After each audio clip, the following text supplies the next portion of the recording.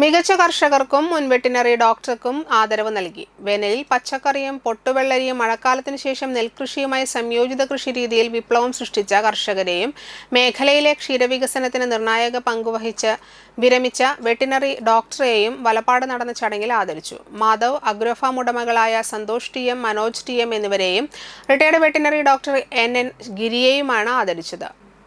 2 hectare സ്ഥലത്ത് 1000 നേന്ത്രവാഴകൾ, 12 gear പശുക്കൾ, 50 മലബാറി ആടുകൾ, 10,000 കോഴികൾ എന്നിവയടങ്ങുന്ന ബൃഹത്തായ സംയോജിത കൃഷിയാണ് സന്തോഷും മനോജും നടത്തിവരുന്നത്. വരുന്ന ഓണവിപണി ലക്ഷ്യമാക്കി 1300 വാഴകൾ കൂടി പുതുതായി നടാനുള്ള ഒരുക്കത്തിലാണ് ഇവർ.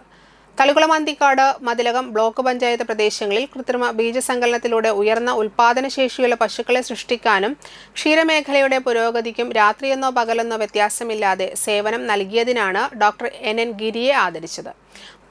മുൻ Thrissur MP T N Prathapan പ്ലാവിൻ തൈ നൽകി പരിപാടി ഉദ്ഘാടനവും ഉപഹാര സമർപ്പണവും നിർവഹിച്ചു. Shamila Saleem, Ajmal Shereef, K Dileep Kumar, Geetha Ramdas, CV Vikas, Beena Peethambaran, Sunil Methil, MA Saleem, Hussain, Saji Manikkath എന്നിവർ സംസാരിച്ചു. പക്ഷേ ഇത് ഈ പ്രകൃതി ദൈവം നമുക്ക് നൽകിയ ഏറ്റവും വലിയ വരദാനമാണ്.